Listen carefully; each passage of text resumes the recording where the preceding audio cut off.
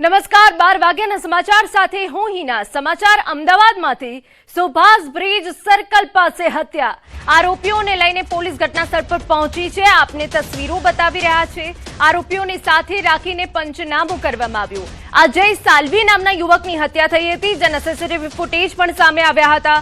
અંગત અદાવતમાં હત્યા કરવામાં આવી છે અને હાલ જે દ્રશ્યો અમે આપને બતાવી રહ્યા છે તે આરોપીઓને સાથે રાખી ઘટનાનું રિકન્સ્ટ્રક્શન કરવામાં આવી રહ્યું છે। આરોપીઓને કાયદાનો પાઠ ભણાવવામાં આવી રહ્યો છે। આ એ જગ્યા છે કે જ્યાં એ યુવકની હત્યા કરવામાં આવી હતી। અંગત કારણોસર યુવકને મોતને ઘાટ ઉતારી દેવામાં આવ્યો હતો। લાકડીના ફટકા મારીને તેને મોતને ઘાટ ઉતારવામાં આવ્યો હતો, જેના સીસીટીવી ફૂટેજ પણ સામે આવ્યા હતા અને તે બાદ પોલીસ દ્વારા કાર્યવાહી કરવામાં આવી છે અને પોલીસ આરોપીઓ સાથે સ્થળ પર પહોંચી છે, જ્યાં આરોપીઓએ યુવકને મોતને ઘાટ ઉતાર્યો હતો અને આખી ઘટનાનું રિકન્સ્ટ્રક્શન કરવામાં આવી રહ્યું છે।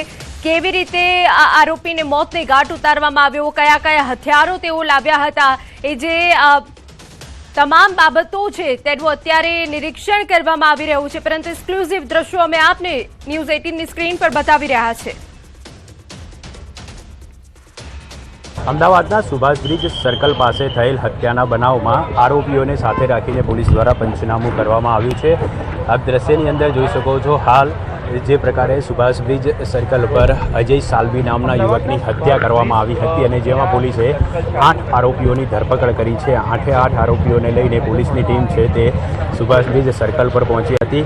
આ તમામ આરોપીઓ છે તે અન્ય આરોપીઓ સાથે જે બોલેરો પિકઅપ વાન હતી તેમાં આવ્યા હતા અને ત્યારબાદ અજય સાલ્વી નામનો યુવક છે તે તેના જે પિતરાઈ ભાઈ સાથે અહીંયા ઊભો હતો અને તેના પર હુમલો કરવામાં આવ્યો હતો અને તેની હત્યા કરી દેવામાં આવી હતી। જો કે જે હત્યા બાદ આજે તમામ આરોપીઓ છે તેઓની ધરપકડ કરી છે। હજી પણ અન્ય કેટલાક આરોપીઓ છે તે ફરાર છે, તેઓની પણ પોલીસ દ્વારા શોધખોળ શરૂ કરી દેવામાં આવી છે અને આજે આ તમામ જે 8 આરોપીઓ છે તેઓને સાથે રાખીને પોલીસ ઘટના સ્થળ પર પહોંચી હતી અને આખી જે ઘટના છે તેનું રિકન્સ્ટ્રક્શન સ્થળ પંચનામું કરવામાં આવ્યું હતું। અંગત અદાવતની અંદર આ હત્યા કરવામાં આવી હોવાનું પોલીસની પ્રાથમિક તપાસમાં સામે આવ્યું છે, કારણ કે જે અજય સાલ્વી નામનો યુવક છે તેને તેની નજીકમાં રહેતા કેટલાક જે અંકિત પરમાર અને તેના ભાઈ સાથે કેટલાક દિવસ અગાઉ બોલાચાલી થઈ હતી અને તે બોલાચાલીની અદાવત ચાલી રહી હતી અને તે અદાવતની અંદર આ હત્યાના બનાવને અંજામ આપ્યો હોવાનું હાલમાં પ્રાથમિક તપાસમાં જાણવા મળી રહ્યું છે। કેમેરામેન હિરેન શાહ સાથે ઋત્વિજ સોની, ન્યૂઝ 18 ગુજરાતી, અમદાવાદ।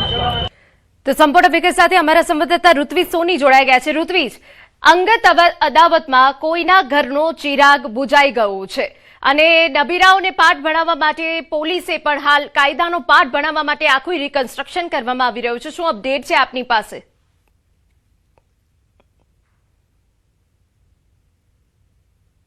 વાત કરીએ તો આજે બનાવ છે 16મી તારીખે રાત્રે લગભગ 2 થી 2:30 વાગ્યાની આસપાસનો આજે બનાવ હતો, જેમાં અજય સાલ્વી નામનો યુવક છે તે તેના માસીના દીકરા સાથે સુભાષ બ્રિજ ખાતે ઊભો હતો અને આ દરમિયાન આરોપીઓ એક બોલેરો પિકઅપ વાનની અંદર લગભગ 10 થી 12 લોકો આવ્યા હતા અને સુભાષ બ્રિજ પાસે જ તેની હત્યા કરી દેવામાં આવી હતી। આ જે ઘટના સ્થળ છે તે પણ આપ જોઈ શકો છો। આ બિલકુલ અહીં જ તેના પર તીક્ષ્ણ હથિયારો વડે હુમલો કરવામાં આવ્યો હતો, તેમાં તેને ગંભીર ઈજાઓ પહોંચી હતી અને તેનું ઘટના સ્થળ પર મૃત્યુ નીપજ્યું હતું।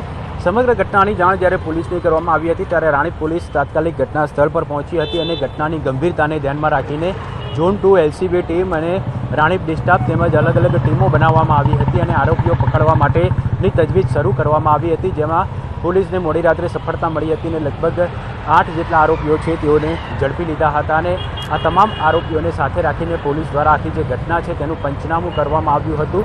ઘટનાને આરોપીઓ દ્વારા કેવી રીતે અંજામ આપવામાં આવ્યો હતો, કારણ કે બોલેરો પિકઅપ વાનમાં આવીને સામેની જે દ્રશ્ય જોઈ રહ્યા છો ત્યાં તેઓ ઉતર્યા હતા, ત્યાંથી અજય સાલ્વી પર હુમલો કર્યો હતો। એટલે અજય સાલ્વી છે તે આ સુભાષ બ્રિજ જે સર્કલ છે તે તરફ ભાગ્યો હતો, જ્યારે તેનો ભાઈ છે તે બીજી તરફ કોમ્પ્લેક્સ તરફ ભાગ્યો હતો। એટલે આ તમામ આરોપીઓ છે તે તલવાર, ધારિયા જેવા હથિયારો સાથે અજય સાલ્વી પર તૂટી પડ્યા હતા અને તેને 10 થી વધારે ઘા માર્યા હતા અને જેમાં તેનું મૃત્યુ નીપજ્યું હતું।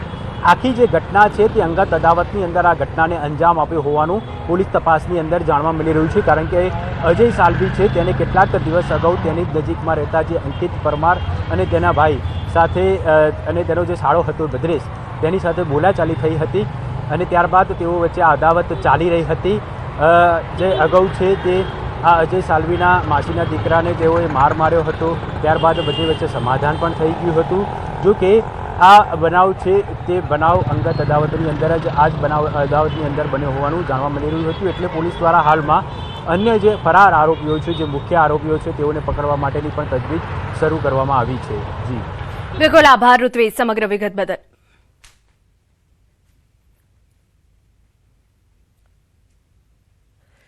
સમાચારમાં આગળ વધીએ તો રાજકોટ મનપાનું જનરલ બોર્ડ તોફાની બન્યું. જનરલ બોર્ડ પૂર્વે શહેર કોંગ્રેસો વિરોધ, મનપાની સેન્ટ્રલ ઝોન કચેરી ખાતે વિરોધ, વિવિધ મુદ્દાઓના પોસ્ટરો સાથે પ્રદર્શન, જંગલેશ્વર ડિમોલિશન મુદ્દે રોષ વ્યક્ત કરાયો. ખર્ચની તપાસ સમિતિ સામે કોંગ્રેસ સવાલો, ડિમોલિશન ખર્ચની તપાસ સમિતિ માત્ર નાટકીય કેમ તેવા સવાલો કર્યા. ગંદા પીવાના પાણી મુદ્દે પોસ્ટરો દર્શાવતા તૂટેલા રસ્તાના મુદ્દે પણ પોસ્ટર દર્શાવાયા. કમિટી રચાયાને 1.5 મહિના જેટલો સમય, હજુ પણ રિપોર્ટ જાહેર ન થયો હોવાનો આક્ષેપ. તપાસ કમિટીએ કોના નિવેદનો નોંધ્યા તેવા આક્ષેપો કરાયા. તપાસી વિગતો અંગે મનપા કમિશનર મૌન કેમ તેવા પણ વેધક સવાલો કરાયા. જનરલ બોર્ડ પહેલા કોંગ્રેસના વિરોધથી રાજકોટ મનપાનું રાજકારણ ગરમાયું. રાજકોટ શહેર કોંગ્રેસ પ્રમુખ રાજદીપસિંહ જાડેજા સહિત હોદ્દેદારો તેમજ કાર્યકર્તાઓની અટકાયત કરવામાં આવી. સૂત્રોચ્ચાર કરી રહેલા કોંગ્રેસના હોદ્દેદારો તેમજ કાર્યકર્તાઓની ટીંગાટોળી કરીને અટકાયત કરવામાં આવી. રાજકોટ મહાનગરપાલિકાનું જનરલ બોર્ડ શરૂ થાય તે પૂર્વે કોંગ્રેસ દ્વારા છે તે વિરોધ છે તે નોંધાવવામાં આવી રહ્યો છે.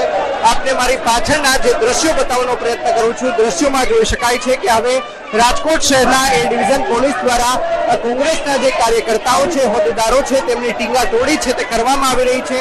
દ્રશ્યોમાં જોઈ શકાય છે કે એક બાદ એક કોંગ્રેસના શહેર પ્રમુખથી માંડીને તમામ જે હોદ્દેદારો છે, તમામ જે કાર્યકર્તાઓ છે તેમની અટકાયત છે તે હવે કરવામાં આવી છે. રાજકોટ મહાનગરપાલિકાના મેયરની ચેમ્બર બહાર જે કોંગ્રેસના જે કોર્પોરેટરો અને તેમજ કહી શકાય કે જે અન્ય જે હોદ્દેદારો તે ધરણા પર બેઠા હતા, સાથે વાત કરવા તો છે તે દર્શાવવામાં આવી રહ્યા છે. જંગલેશ્વર ડિમોલિશન લઈને તપાસ સમિતિની જે રચના છે તે નાટક છે કે કેમ, સાથોસાથ ગંદુ પીવાનું પાણી, જનતાના આરોગ્ય સાથેના જે બંધ સહિતના પોસ્ટર છે તે હાલ અત્યારે દર્શાવવામાં આવી રહ્યા છે. અંકિત ન્યૂઝ 18 ગુજરાતી, રાજકોટ. સમાચારમાં વાત હવે વડોદરાની કરીએ તો નજીવી બાબતે યુવાન પર હુમલાની ઘટના બની છે. વડસર ખિસકોલી સર્કલ પાસે ઘટના બની. લાકડીઓ અને પથ્થરો વડે જાહેરમાં યુવાનને માર માર્યો. હુમલાખોરો દારૂનો ધંધો કરતા હોવાના ઇજાગ્રસ્ત આક્ષેપ. ઇજાગ્રસ્ત યુવાનને હોસ્પિટલ ખસેડાયો. ઘટનાની જાણ થતાં પોલીસની ટીમ ઘટના સ્થળ પર પહોંચી હોવાની વિગત. તો ઇજાગ્રસ્ત હુમલાખોરો પર આક્ષેપ છે. અમે આપને જણાવી દઈએ કે હાલ ઇજાગ્રસ્ત યુવાનને હોસ્પિટલ ખસેડવામાં આવ્યો છે, પરંતુ નજીવી બાબતે યુવાન પર હુમલો કરવામાં આવ્યો, જેના દ્રશ્યો સામે આવ્યા છે. વડસર ખિસકોલી સર્કલ પાસે આ ઘટના બની હતી. લાકડીઓ અને પથ્થર વડે માર માર્યો હોવાનું પણ અહીંયા આક્ષેપ કરાયો છે. સાબરકાંઠાના હિંમતનગરના ગાંભોઈમાં કિશોરીની છેડતી બાદ પથ્થરમારાની ઘટના બની. આક્ષેપ મુજબ ભાઈ બહેન રસ્તેથી પસાર થઈ રહ્યા હતા ત્યારે વેપારીએ કિશોરીને અશ્લીલ ગાળો આપી થપ્પડ મારી છેડતી કરી. કિશોરીએ વિરોધ કરતા વેપારી સહિત 7 શખ્સોએ તેના ઘરે જઈ હુમલો પથ્થરમારો કર્યો. આ મામલે ગાંભોઈ પોલીસે 7 શખ્સો વિરુદ્ધ ગુનો દાખલ કર્યો છે અને આરોપીઓની ધરપકડ માટેની કાર્યવાહી હાથ ધરાઈ છે. અન્ય મહત્વના સમાચાર પર નજર કરીએ. સુરતથી સમાચાર. ફૂડ પોઈઝનિંગથી બાળકીના મોત મુદ્દે કાર્યવાહી. વરાછામાં શીતલ રેસ્ટોરન્ટને પાલિકાએ સીલ કરી. દૂષિત ખોરાકના લેબોરેટરી રિપોર્ટ બાદ તંત્રની મોટી કાર્યવાહી. શીતલ રેસ્ટોરન્ટના દૂષિત ખોરાક પ્રકરણમાં પાલિકાની લાલાક. ફૂડ પોઈઝનિંગ બાદ શીતલ રેસ્ટોરન્ટને તાત્કાલિક અસરથી સીલ કરાયું. દૂષિત ખોરાકથી 5 વર્ષીય બાળકીના મોત બાદ તંત્ર હરકતમાં. પરિવારના અન્ય સભ્યોને ફૂડ પોઈઝનિંગની અસર બાદ તપાસ તેજ. ફરજમાં બેદરકારી બદલ આરોગ્ય વિભાગના 2 અધિકારીઓને શોકોઝ નોટિસ અપાઈ. નાયબ આરોગ્ય અધિકારી મહેન્દ્ર પટેલે કારણદર્શક નોટિસ, જ્યારે ચીફ ફૂડ સેફ્ટી ઇન્સ્પેક્ટર બ્રહ્મભટ્ટને પણ શોકોઝ નોટિસ અપાઈ. શીતલ રેસ્ટોરન્ટ પ્રકરણમાં પાલિકા તંત્રમાં ભારે ખળભળાટ. અધિકારીઓ પાસેથી ખુલાસો માંગતા આરોગ્ય વિભાગને નોટિસ ફટકારી છે. તો અમારા સંવાદદાતા કીર્તેશ વધુ વિગતે વાત કરવા જોડાયા છે. Kirtesh, overall update. બિલકુલ, સુરતના વરાછા વિસ્તારમાં એક જ પરિવારના 5 લોકોને ફૂડ પોઈઝનિંગ થયું હતું. તમામને સારવાર અર્થે દાખલ કર્યા બાદ 5 વર્ષીય બાળકીનું મોત થયું હતું. જો કે આ સમગ્ર ઘટનામાં આરોગ્ય વિભાગે હોટલ ઉપર દરોડા પાડ્યા હતા, ત્યાંથી જમવાના લેવામાં આવ્યા હતા. ખુદ આરોગ્ય મંત્રી પ્રફુલ પાનસેરિયાએ આ સમગ્ર કેસમાં તાત્કાલિક તપાસના આદેશ આપ્યા હતા, પણ તપાસના અંતે હોટલને સીલ કરવામાં નથી આવી, જેને લઈને ગઈકાલે ફરી એક વખત આરોગ્ય વિભાગના મંત્રી પ્રફુલ પાનસેરિયા દ્વારા કડક કાર્યવાહીની સૂચના આપવામાં આવી છે. ખાસ કરીને 2 જવાબદાર અધિકારી મહેન્દ્ર પટેલ અને ભાવેશ બ્રહ્મભટ્ટને કારણ દર્શક નોટિસ ફટકારવામાં આવી છે અને તાત્કાલિક અસરથી હોટલને સીલ કરવામાં આવી છે. બિલકુલ, આભાર તમામ વિગતો બદલ. સમાચાર સુરતમાંથી. ગોડાદરામાં ગંભીર ઘટના બની. ગર્ભવતી મહિલાનું સારવાર દરમિયાન મોત થયું. સગર્ભા સાથે બાળકનું પણ મોત થયું. પરિવારજનોના તબીબ પર ગંભીર આરોપ છે. ડોક્ટર પર બેદરકારીનો આરોપ લગાવ્યો. સારવારમાં યોગ્ય ધ્યાન ન આપ્યાનો પરિવારજનોનો આક્ષેપ છે. સુરતના ગોડાદરામાં 26 વર્ષીય ગર્ભવતી મહિલાનું સારવાર દરમિયાન મોત. મહિલાના મોત બાદ હોસ્પિટલ પરિસરમાં પરિવારજનોનો હોબાળો. ગર્ભવતી મહિલાના મોત મામલે પરિવારજનોમાં આક્રોશ. માતા અને બાળકના મોતથી પરિવાર પર આપ તૂટી પડ્યું.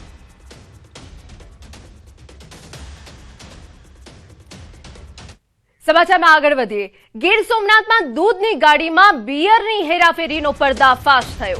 દીવથી દૂધ ખાલી કરી પરત ફરતી ગાડીમાંથી બિયરની પેટી ઝડપાઈ. દૂધની ગાડીમાં બિયર છુપાવી લાવવાનો પોલીસે પર્દાફાશ કર્યો. દૂધની ગાડીની તપાસ કરતા ભાંડો ફૂટ્યો. પ્રાચી નજીક ઘંટિયા ગામ પાસેથી બિયરની હેરાફેરી ઝડપાઈ. મહીન જાન મહમદ બાસ્ઠિયાની અટકાયત કરાઈ છે.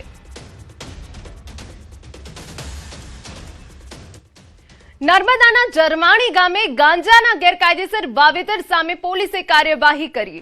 ખેતરમાંથી ગાંજાના 357 લીલા છોડ અને 32 કિલો 500 ગ્રામ લીલો ગાંજો મળી આવ્યો, જ્યારે મકાનમાંથી 5 કિલો સૂકો ગાંજો ઝડપાયો.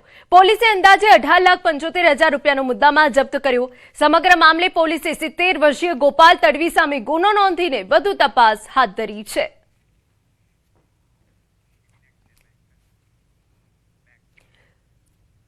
સમાચાર પંચમહાલમાંથી કે જ્યાં દીપડાનો આતંક સામે આવ્યો.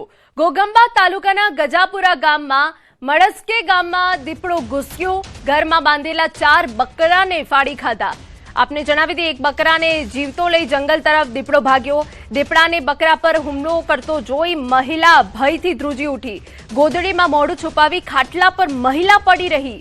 3 દિવસ અગાઉ પણ બાળકીના ખાટલા નજીક દીપડો પહોંચી ગયો હતો. સપ્તાહથી રહેણાંક વિસ્તારમાં દીપડાની અવરજવરથી હવે ગામ લોકોમાં ભય છે. ખેતરમાં જતા ખેડૂતો પણ હવે ડરે છે. દીપડાને પાંજરે પૂરવા ગ્રામજનોની ઉગ્ર માંગ. વન વિભાગની ટીમે ઘટનાસ્થળે પહોંચી ફૂટમાર્ક લીધા. મૃત બકરાના વર્તન માટે વન વિભાગે કાર્યવાહી શરૂ કરી છે. અમારા સંવાદદાતા રાજેશ વધુ વિગતે વાત કરવા જોડાયા છે. રાજેશ, જે વિગતો મળી રહી છે તે પ્રમાણે ઘણા દિવસોથી આ ગામમાં દીપડાના આટાફેરા છે. લોકો ડરી રહ્યા છે. વન વિભાગે શું તજવીજ હાથ ધરી છે? ચોક્કસ દીપડો છેલ્લા 1 સપ્તાહથી ગજાપુરા ગામમાં વારંવાર દેખા દઈ રહ્યો છે. સાથે સાથે જ ગામમાં એક ડેરી આવેલી છે, ત્યાં પણ એક દિવસ ત્યાં ખાટલા નીચે ઘૂસી ગયો હતો. આ ઉપરાંત 2 દિવસ અગાઉ જ અહીંયા બારિયા ફળિયામાં એક મકાનમાં ઘૂસી ગયો હતો, રહેણાંક મકાનમાં, પરંતુ બાળકીના રડવાનો અવાજ આવતા દીપડો ત્યાંથી ભાગી છૂટ્યો હતો. જેના બાદ આજે જે બારિયા ફળિયામાં એક મકાન હતું, ત્યાં રહેણાંક મકાનમાં દીપડો ઘૂસી ગયો હતો અને 4 બકરાનું મારણ કર્યું હતું ને એક જીવિત બકરાને લઈને જંગલ તરફ ભાગી છૂટ્યો હતો. દરમિયાન મહિલા હતી, એક મહિલા જે રડમસ સ્વરે અને ધ્રુજતા જણાવી રહી હતી કે દીપડાને મેં નિહાળ્યો હતો, પરંતુ જો હું દીપડાનો પ્રતિકાર કરું અથવા તો હું બૂમાબૂમ કરું તો દીપડો મારા પર હુમલો કરે, એ ડરથી મેં બૂમરાણ કરી નથી. વન વિભાગને સ્થાનિકો દ્વારા ઉગ્ર રજૂઆત કરવામાં આવી છે અને માગણી કરવામાં આવી છે કે આ દીપડો છે તેને પાંજરે પૂરવામાં આવે. હાલ ચોમાસાની સિઝન છે, ખાતર મૂકવાને જે પાક માટે જીવતદાન માટે ખાતર મૂકવાની હાલ સિઝન ચાલી રહી છે, પરંતુ દીપડો ક્યાંક ને ક્યાંક ખેતરમાં છુપાઈ રહેવાની જે દહેશત છે અને ભય છે તેને લઈને હાલ જે ગજાપુરા ગામ છે તેના ગ્રામજનોમાં ભયનો માહોલ જોવા મળી રહ્યો છે. સાથે જ જો મહિલાની વાત કરવામાં આવે તો મહિલા હાલ ઘરની બહાર નીકળતા પણ થરથર કાંપતી જોવા મળી રહી છે. જી બિલકુલ, આભાર તમામ વિગતો બદલ.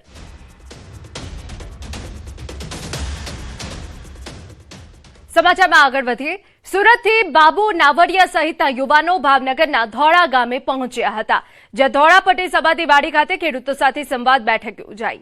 બેઠકમાં લોનની લાલચ આપી ખેડૂતોની જમીન પચાવી પાડવાના પ્રયાસો સામે જાગૃતિ લાવવાનો પ્રયાસ કર્યા અને માથાભારે તત્વો સામે કડક કાર્યવાહી કરવાની માંગ ઉઠી।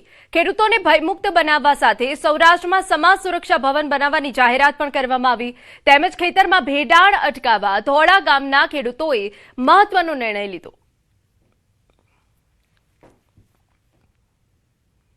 અમદાવાદમાં એએમસીની હાઉસિંગ કમિટીએ આવાસ યોજનાને લઈ બે મહત્વપૂર્ણ નિર્ણયો લીધા। આવાસ યોજનાના મકાનોમાં ગેરકાયદેસર વસવાટ કરતા લોકો સામે હવે કાર્યવાહી કરવામાં આવશે। છેલ્લા 7 વર્ષમાં 11,122 લાભાર્થીઓને હાઉસિંગ મકાનોનું પોઝેશન આપવામાં આવ્યું। આ તમામ લાભાર્થીઓ ખરેખર ફાળવાયેલા મકાનમાં રહે છે કે નહીં તેની ચકાસણી કરવા એએમસી દ્વારા દર સપ્તાહે 1 દિવસ સરપ્રાઇઝ ચેકિંગ હાથ ધરાશે। સાથે ઝોનના એસ્ટેટ અધિકારીઓ અને કર્મચારીઓ એક સાથે તપાસ કરશે। આજે મેં માઇક્રો પ્લાનિંગ કર્યું છે। માઇક્રો પ્લાનિંગમાં 7 ઝોનના મેં બાયફર્કેશન કરાયા છે। છેલ્લા 7 વર્ષમાં 11,122 લોકોને આપણે પોઝેશન આપ્યું છે। આ 11,122 જણનું ઝોન વાઇઝ આપણે એડ્રેસ, લાભાર્થીનું નામ, લાભાર્થી કોડ અને એનો મોબાઈલ નંબર એ બધું જ આપણે એસ્ટેટ ડીવાયએમસી રિદ્ધેશ રાવલ સાહેબને આજે હાજર રાખ્યા હતા મારી કમિટીમાં, એમને સુપરત કર્યું છે। આ ઉપરાંત આવાસ યોજનાના ડ્રો પહેલા લાભાર્થીઓના દસ્તાવેજોનું વેરિફિકેશન કરવાનો નિર્ણય લેવાયો। અગાઉ ડ્રો બાદ દસ્તાવેજો અને કેટેગરીમાં તફાવત સામે આવતા મકાન ફાળવણી અટકી હતી। ખાસ કરીને એસસી કેટેગરીના અરજદારે ફોર્મમાં એસટી કેટેગરી દર્શાવવાના કિસ્સાઓ સામે આવતા ડ્રોમાં નામ આવ્યા બાદ પણ મકાન ફાળવી શકાતું ન હતું। આવા કિસ્સા અંદાજે 10% સુધી સામે આવતા હોવાની ચર્ચા થઈ હતી। હવે આ પ્રકારની સમસ્યા ટાળવા એડવાન્સ ડ્રો પહેલા તમામ જરૂરી દસ્તાવેજોની ચકાસણી કરવામાં આવશે। તો એને મકાનની જરૂર ના હોય છતાં એ મકાન ભરે છે, મકાનમાં ફોર્મ ભરે છે અને લાગે છે, અને પછી એ ભાડે આપે છે। તો એ ભાડે આપે છે એનો મતલબ એવો છે કે એને મકાનની જરૂર નથી। જે લાભાર્થી ખરેખર પોતાના કુટુંબ સાથે રહે છે, પરિવાર સાથે રહે છે, અને એને મકાનની જરૂર છે છતાં મકાન મળતું નથી, તો ઓરિજિનલ લાભાર્થીને એનો લાભ મળે, એનો ન્યાય મળે, એના માટે આ